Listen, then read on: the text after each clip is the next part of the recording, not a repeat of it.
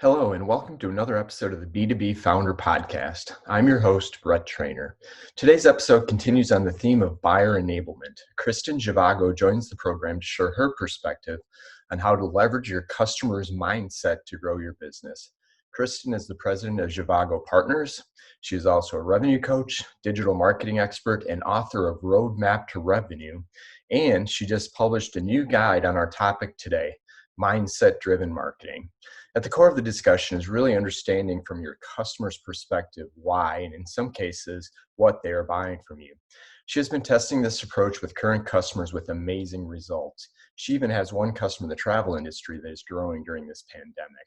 I think you'll find the approach intuitive and relatively straightforward, but yet very few B2B companies actually approach growth this way. If you are a startup, this could be an incredible competitive advantage for you as you go to market.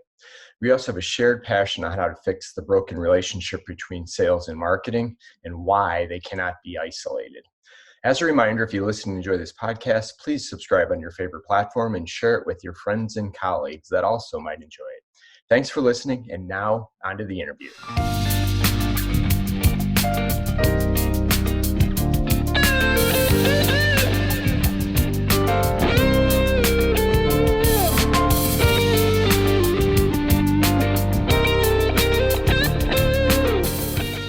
Hi, Kristin. Welcome to the show. Thank you. Good to be here. It's great to have you joining us from the East Coast, where summer's finally arrived, right? Safe to say? Yeah, safe to say.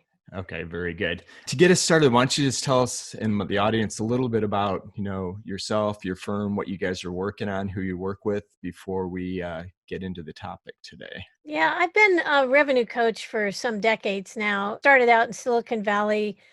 My husband and I owned and operated a high-tech ad agency, PR house for, I guess, about 12 years. And then the Mac came out. This is early 90s. And I looked at my husband and said, you may as well retire because they're going to take all the work in-house. And so he did. He was 52 at the time. I just started reinventing myself and figuring out how to help people market in-house. And I ended up doing a lot of marketing and sales turnarounds. I'd go in and, fix marketing and sales departments. Worked for big companies, did a lot of work for IBM for about 12 years, wrote all of the instructions for their marketing people and went worldwide, Really? giving them, copywriting advice and that kind of thing. And then around 2014, I partnered with a guy who actually had been a client, and we opened up a digital agency. And the reason I got back into that is I just felt like people were, especially established business owners, were like deer in the headlights when it came to digital marketing. And, I just thought, here they've built this successful business and now they're really suffering. They don't know what to do. So started an agency, worked with him for a couple of years, and then set off on my own this July of 2017. And that's Zhivago Partners, and we're a virtual company, of course. We've got an infrastructure team because I'm totally convinced that processes are how you keep your promises, or one of the ways you keep your promises. And that was the first group of people that I hired. And then we have specialists in a variety of areas, all the digital channels, plus, copywriters and designers and developers and that kind of thing. And it's working out really well. We're very happy. It's a really nice, one of my goals is to make our company a safe place for nice people to work.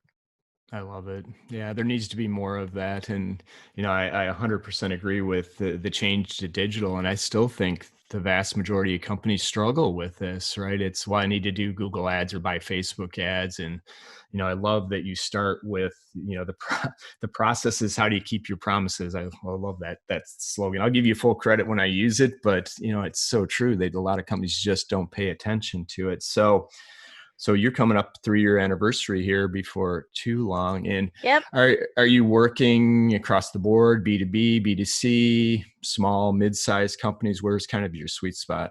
Yeah, you just explained what we do. Okay. That's it. B2B, although I will say that having worked with engineers and developers for so many decades, it's just in my blood. When we do go out and market, we tend to market to that group. I love engineers. I married one. I just love people who make things. So And they are often the ones that are struggling the most.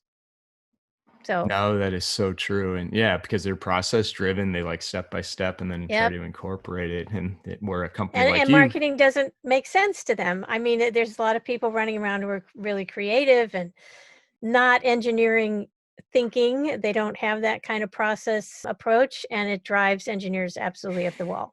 Yeah, which is, I mean, I would say it's a good combination. It drives them up to the wall, but the fact is they think about their product. They know they've got a product that works. And I think what we'll get into is traditional, what we would think of as old school or traditional marketing just doesn't work anymore. Nope. And definitely one of the things that piqued my interest with you is what you've been writing on. And I know working with your clients is more of that mindset driven marketing. And that's really what I wanted to get into today. Was I think there's so much value and there's not enough people talking about it. So maybe before we dive deep into it, kind of just giving us an overview of what kind of led you down this path, and then we'll dive into one, what is it, and how should we be thinking about it in our businesses. Yeah, I wrote a book a few years ago called Roadmap to Revenue: How to Sell the Way Your Customers Want to Buy. And that I was actually one of the first people to identify that, to characterize the selling process as a buying process. So it's not really about us selling anything. It's about the customer going through a process of buying, and they have certain concerns and desires and questions, and we need to satisfy those while they're on their buying journey. We can't force them into our journey. They won't go. They don't care. Right. They want to buy something, and they have very specific questions. So the whole book is about dissecting the buying process, looking at the amount of scrutiny that they put into the process. There are light, medium, heavy, and intense scrutiny products and services. And if you understand where your product and service is, you're a lot better off. And I teach people in the book how to interview their customers, their current customers, who will be open and willing to talk. When you're selling to somebody, they don't want to talk to you. They're playing poker, they're negotiating, they are not going to tell you what they're thinking. But after they buy, they've got a vested interest in your product or service, and they want you to succeed. And they'll be happy to reveal what their thought process was.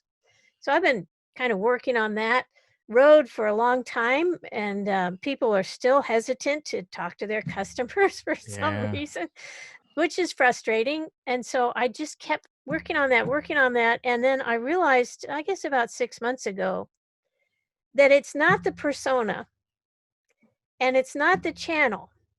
And everybody's been focusing on who the people are, which is the persona, and where they're gathering, which is the channels. But if the message is wrong, none of that's going to work. And I realized it's the mindset of the buyer. It's what's going on in their mind. It's the things they're looking for that they absolutely have to have, and the things that don't matter as much. And what companies assume, by the way, about that is completely different than what the customer is thinking. I've been doing interviews of customers for decades, and I've interviewed thousands of customers now for hundreds of companies, and the list is always different. What the customer actually wants, what matters to them, and what the company thinks they want.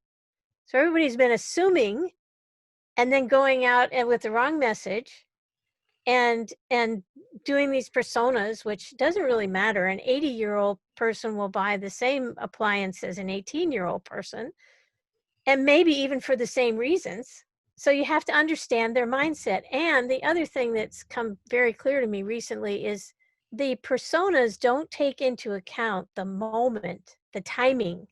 A persona can be a person who might be in the market for your product or service, but not at that moment.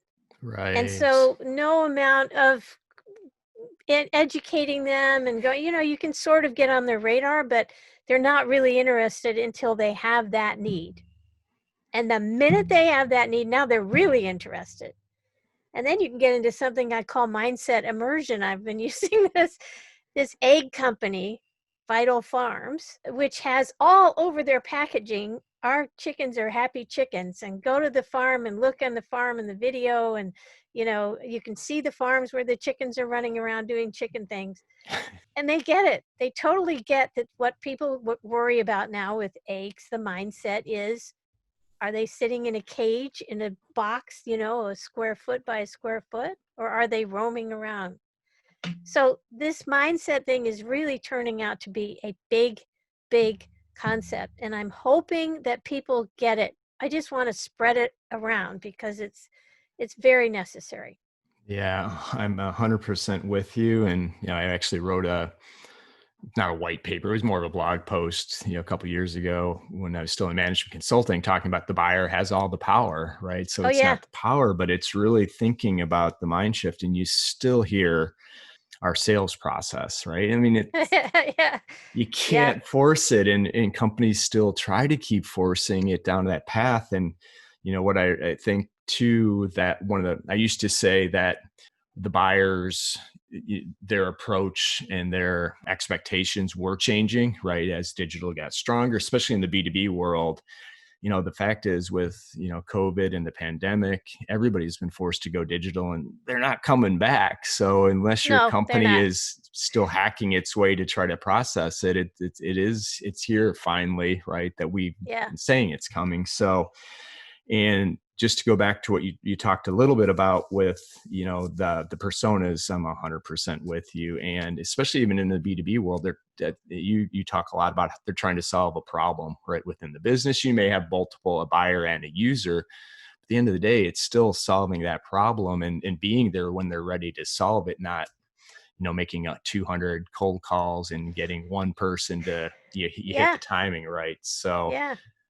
maybe take us into, like you said, with the mindset immersion. I'm really curious as to what that is, and then maybe we can get into some more of the specifics of how founders and business owners should start to think about transitioning from what they're doing today into kind of your methodology or process to improve their conversion rates, right?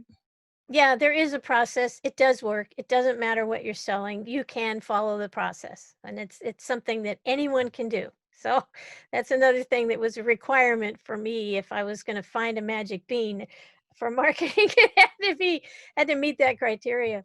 So going back to the mindset immersion, this is exciting to me because, again, if and when the person is interested in that product or service, they're looking for a solution, they've decided they're going to spend money on something that solves a problem or meets a need or whatever, they don't mind if you go deep.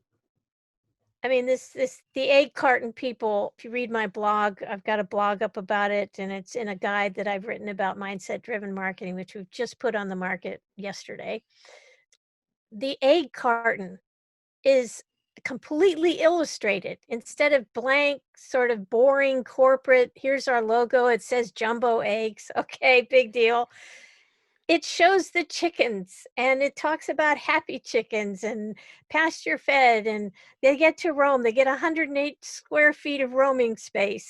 It's just, they go deep. And if you've ever seen an engineer research a particular project, and by the way, it's not just engineers. I've seen people doing cosmetics or any B2C kind of thing as well. Once they are interested in that subject, you can't give them enough. They're just like obsessed with it. They what's the word when you, I can't think of it right now, but when you sit and watch something and you gorge yourself on some Netflix series or Oh, binge something. watching or Binge binging on watching. Thank it. you very much. Yeah, I mean, it's like that. They can binge on it. So you have their full attention, and they'll just eat up whatever you give them because they're bringing that high level of interest to the party. They're already in the game with you. And the problem I see a lot of times is people don't feed that, first of all. And secondly, they feed them a lot of stuff that doesn't matter to them. So Right. again, this very specific mindset, who would think that people buying eggs are most concerned about the treatment of the chickens? It really doesn't have anything to do with the eggs, right? It's Right. about the treatment of the chickens. And this company got it, and they just went whole hog. Everywhere you look, they have a way to, they even have a little pamphlet inside their egg carton. And they recently, it was a little newsletter, it was just a little tiny piece of paper. But now they've started doing a survey and they say, here, talk to our farmers, tell them what you like about our eggs, send it in. I mean, they're mixing digital and non-digital beautifully. Oh, So that's this is awesome. the thing that people are missing. There's an enormous amount of opportunity if you get tuned in with their very specific mindset. Yeah, and I think so what you're saying is don't focus on features and benefits. Yeah, I really hate features and benefits because Yes. if you're trying to buy a software product, for example, and you look at the bullet list, it's the exact same bullet list for all the people selling that software product. It doesn't tell you anything. You may as well just be sitting there and going, it means nothing. It's a foreign language. It's marketing speak. So Yeah. showing screens, and saying, letting the person say, what's your concern? What's your biggest issue? Is it this, or this? Okay, we'll show you that. And, a 1-minute demo. Show me the screen. Show me what it's going to be. What's going to happen to me after I buy is one of the most important questions that people do not answer. And it's most important for B2B, but it's important for B2C too. I mean, when's it going to show up, and how, how well is it going to be packaged? Is the chocolate going to be melted when it lands in my delivery box? Right. What's going to happen to me after I buy? Nobody answers that question. No, I think you're absolutely right. I think customer success, if you will, which used to be account management back in my day, is now companies starting to see the value of that and investing in it. But I think to your point with this whole mindset, it doesn't stop after they, write the check or, Yeah. process the payment. It's how do they feel after the purchase, which is what I really like about your approach. Is it's not a, hey, great, you got them to buy, we'll worry about them later. It's no, we want to keep them, I don't know what's right, we're not deceitful, but what I bought, what I saw, those chickens running around, but then I turned out and the eggs are terrible or they're super tiny or something, Yeah, right? You yeah, didn't deliver yeah, on this story. But yeah. how should founders kind of think about the post sale? Because I think you paint a pretty clear picture on how to think about your product and the problem you're solving with your product and to be there when the customer's there. But, that post sale journey, I think, can even have a bigger impact sometimes than the pre sale, right? Well, yeah, because, and my most famous quote is, branding is the promise that you make. Your brand is the promise that you keep. Ooh, I like it. And this age that we're living in, the biggest difference of everything aside, the biggest difference with where we are now is that consumers can talk to each other super easily. I mean, it's as close as a keyboard. I can talk to somebody across the world and say, don't buy this. It was a complete ripoff. You know, I mean, you can't hide anymore. You have to do a good job. Right. So the idea that you're sort of sitting in your corporate, or even in your entrepreneurial, work cave, and you're thinking about all these things and how great this product is and everything, but if you don't take care of customers after the sale and understand what they want even during the sale, you're just not going to make it. It's just the wave of consumer communication, consumer to consumer, is way bigger than any amount of money. I mean, even the biggest guys get hurt by that. Yeah, no, I think that makes so much sense. And one of the sayings I've been using recently, and it wasn't from me. So whoever, if somebody's listening, they want to take credit, treat your customers like prospects and your prospects like customers, right? And so if you treat your prospects like customers, it's more of a white glove service. You're right. I'm really here to help you get through this process, solve your problem, improve whatever you need. And then making sure that once you're customers, they understand what you have. I was actually talking to a true chief revenue officer of a growing company. So she had full responsibility for the different revenue, the cross sell, upsell, retention, and new business. And she's like, you know what? That's probably true because we've got customers that have been with us 3 or 4 years, probably don't even know what our full suite of offerings are anymore because we do a good job of taking care of them, but we don't educate and tell the stories like you're talking about up front. So Yeah. yeah, so important. Got a question for you because one of the biggest challenges that a lot of the B2B founders have. And, what I'm finding, I used to thought it was more of an arbitrary number, but what I'm finding is a lot of founders really good selling into their network, right? The bigger their network, the more their initial round of sales. But where they really struggle is getting beyond the network. So now I've got to reach folks that may not know me, may hopefully have a problem, but they don't know you. So, what are some of your recommendations as you're looking beyond your network to try to catch people? One, I'm assuming part one's education to let people know who you are, but you may only have one chance at it. So I would love your perspective on that challenge. Well, this is where we come back to the mindset thing again. The questions that people ask when they first come to us for help is they're all talking about channels. They're talking about, well, should I do social? Should I do content? Should I do advertising? And the answers are definitely, it's something that you figure out with the client as you go. First thing I do, absolutely first thing I do, and this is true when I was a revenue coach and now with the agency, I interview some of their customers. That's the first thing I do. I have to do that. Even when I used to do marketing and sales turnarounds, the first thing I did for 2 weeks before I started the job, I would interview customers because I knew as soon as I got into the company, I'd be overwhelmed with 200 emails a day and, Yeah. going back to the hotel at 11 o'clock at night. So you have to take time to do this. And again, in my book, Chapter 3, I absolutely reveal all of my secrets to getting them on the phone. You send them an email, you introduce yourself, you tell them it'll be anonymous. You speak to them for about 30 minutes typically. It used to be an hour, but now it's pretty much 30 minutes. And you ask them open-ended questions. And again, I spell out the questions that I worked out over thousands of interviews that get you the kind of data that you want. And it's just, they're basic questions like, how do you feel about our product or service? What was your buying process? What mattered to you? What was your mindset? That's new now. I didn't have that in the book, but I'm also finding that I didn't even need that. I'm testing whether I do better with an interview, whether I ask the mindset question or not, doesn't matter. If you say, what was your experience and what was your buying process and what you had in mind, what problem you were trying to solve. I also ask questions like, what trends do you see in your market right now or your industry or in this area? What's your biggest challenge? Was the price fair?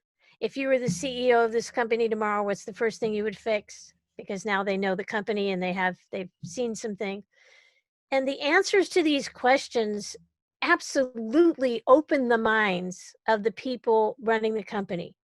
I mean, it's like Gatorade on your head after a football game where it's just like an immediate, I could have had a V8 moment, just, oh my God, I had no idea that that's what people were thinking.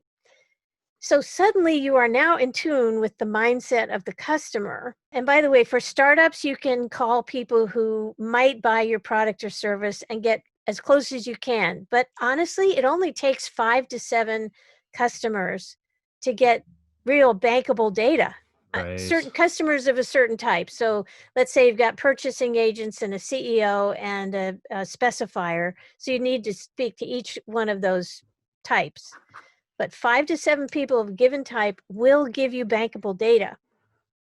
So then you go out, you gather all of this. I end up doing a report where I actually transcribe all the conversations and break the conversations into, here are all the answers to that question. So the people in the room, the managers get, that's what everybody said. Oh my goodness. And then I do a summary and recommendations report. And again, I spell all this out in the book. Anybody can do this. This is, you don't have to hire me to make this happen. You can do it yourself. So you get this information, only takes a couple of weeks. You can wait that long to get this right. And then you're going to find out from them where they go to buy this type of product. I even asked them, if you were looking for this in Google, what would you type in? So now we have an idea of what they would type into Google. You have to do a lot more research for SEO to work, but Right. that's a good start.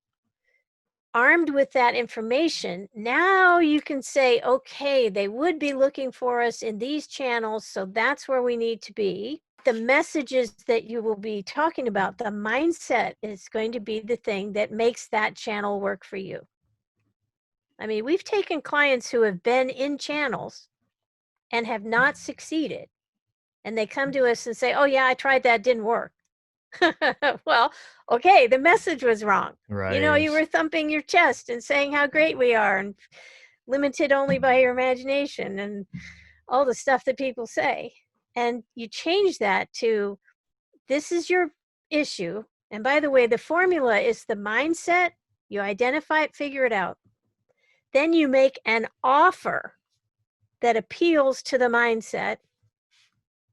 And then that leads to a win-win, because now they get what they want and you get what you want. You make a sale, they get a solution to their problem. The mindset and the offer have to match. And it's always very specific. If you guess, you will lose. Yeah. Absolutely 100%. Yeah, it makes so much sense. Yeah, I think, my super simplistic approach is, what problem are we solving? How do you solve it? How do you solve it differently than your competition? And can you prove it? And the post-purchase, right? The long running analogy is, buying a car, you bought a car and you've got buyer's remorse. I think at this, your mindset ties in perfectly. Somebody's now actually pulled the trigger. How do you make them continue to feel good about that purchase? And I think it comes back to treating them, the mindset of the customer versus, kind of what historically, at least in the B2B world, has been, handshakes, right? So it could be lead gen to a sales team, to an onboarding, to customer success. And, I've done some interviews in the past where we got the feedback, man, it felt like we were working with 4 different companies.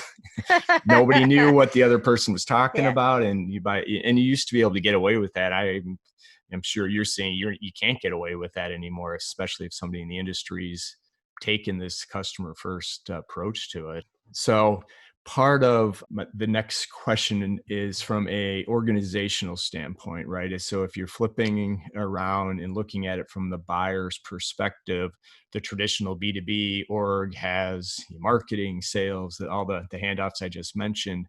Are you starting to see organizations redefining kind of what the people and process looks like to support a buying process, right? It's disgustingly slow. I mean, really slow. Sales, cold calling, making 1 million cold calls, that whole process hasn't been working for a long time from a customer perspective. As buyers, we don't like getting cold calls. We do everything we can to avoid them. We don't like commercials because they don't address our mindset. The customer side of us, the customer inside of us knows perfectly well that stuff doesn't work. But as sellers, we keep trying it because it makes so much sense. We'll somehow or another we'll get through to somebody, and so that's broken. Marketing and sales should not be separate. 100%. I think that what we should have is a chief revenue officer who, as you mentioned before, who all they care about is how can we bring money into the company, and by doing that, what we're really doing is making sure that customers are happy.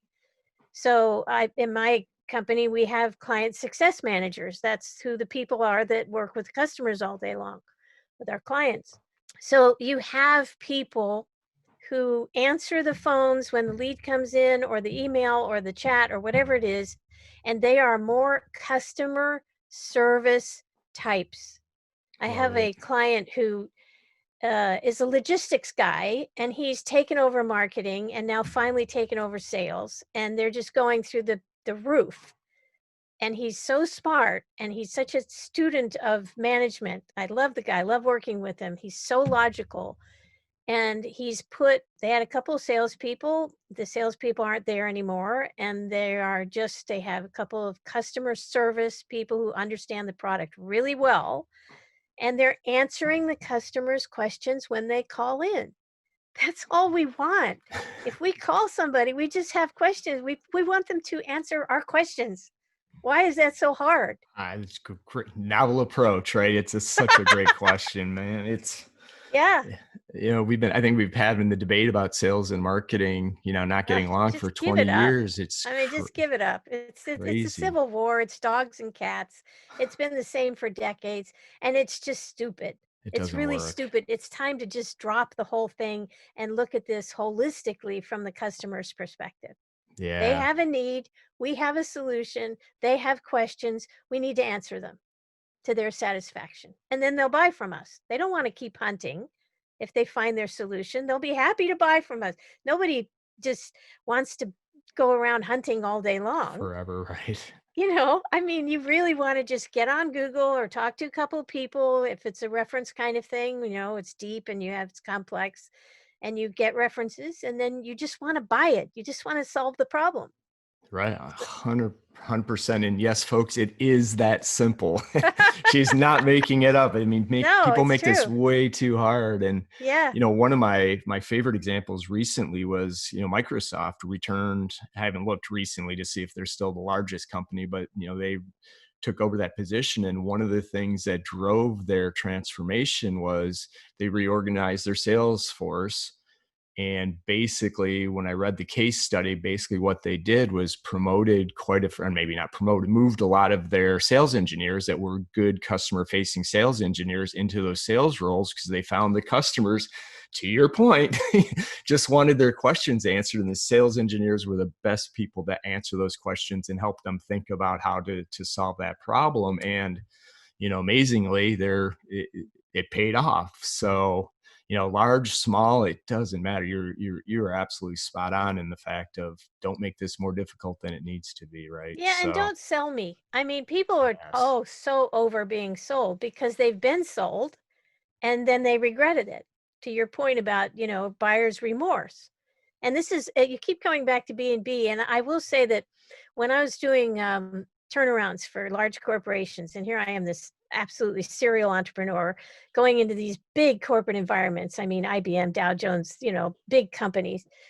And the first thing I noticed is that when you show up, you get this little whiteboard. It's a little invisible whiteboard that's hung around your neck. And every time you make a mistake, you get a black mark on your whiteboard. And they are not erasable. They never go away. So if you get a lot of black marks on your whiteboard, nobody even pays attention to you in meetings anymore. I mean, there are people in meetings where they'll say something, make a recommendation, and it might even be a good one. And everybody in the room goes, yeah, that's no one's Bob. listening. So the whole idea behind corporate sales, and I'm not the only one that's figured this out. I've been starting to see people start to realize it, is avoidance of corporate embarrassment. They do not want to be embarrassed. They don't want to be the guy that got that big software program, ended up costing us $100,000 and took 18 months because he didn't know what he was doing and he made a big mistake. Don't want to go there, Right.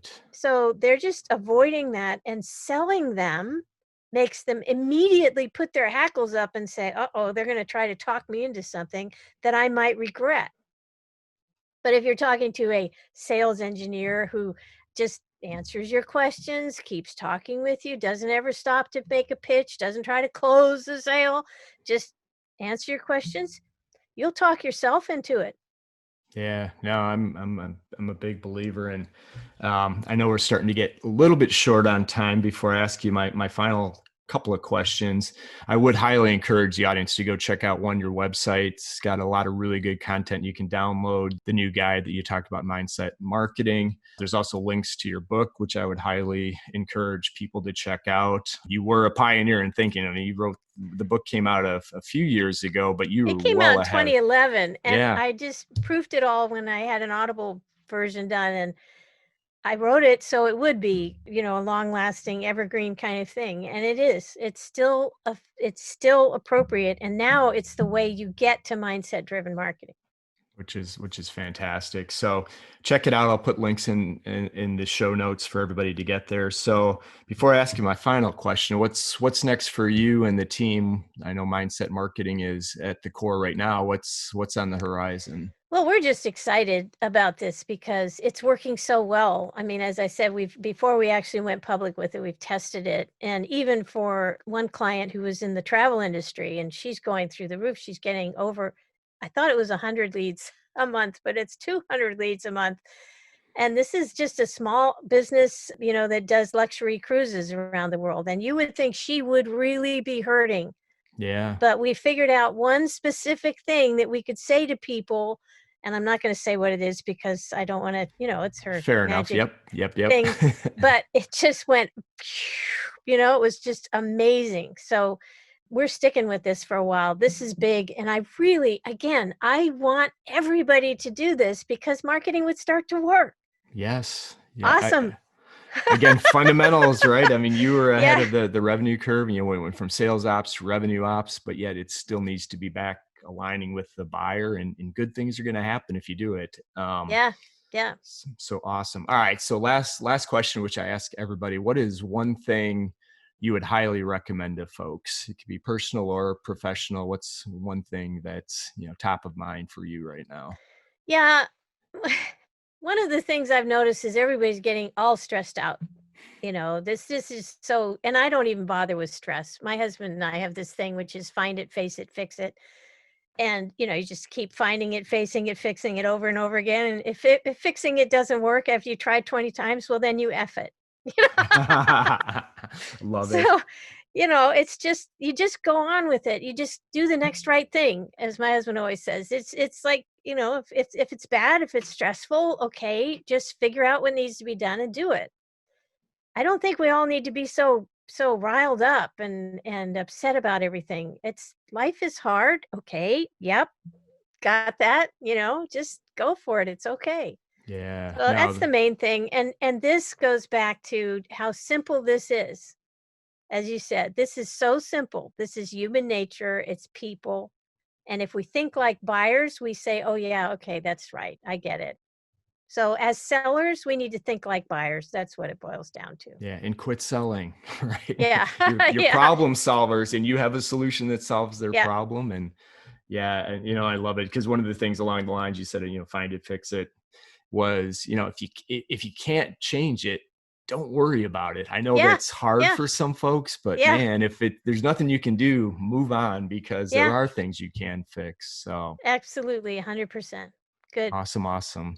Well, I may have to bring you back on another 6 to 12 months, because I do think this is such an important topic and can make such a big difference, especially in, it's going to be a competitive advantage for startups and growing businesses taking on legacy, because some of these bigger companies are going to have a really, really hard time They don't get it. changing it, right? And they're not No, going that's right. to.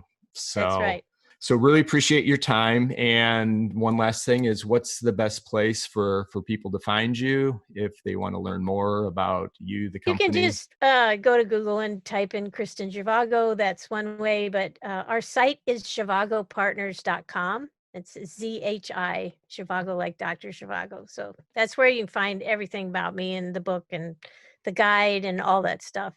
Yeah. And like I mentioned, there's a lot of really good content. Kristin, you've also been on a number of other podcasts that you've got links to those. So a wealth of information. Highly encourage you guys to go check this out. And like I said, we'll bring her back on here in, not too distant future, to make sure people are following up with, with this approach. So Kristin, thank you so much for the time. I really appreciate it. Have a great rest of your day. Hopefully you enjoy the summer months out there in the New England area, and we'll catch up with you soon.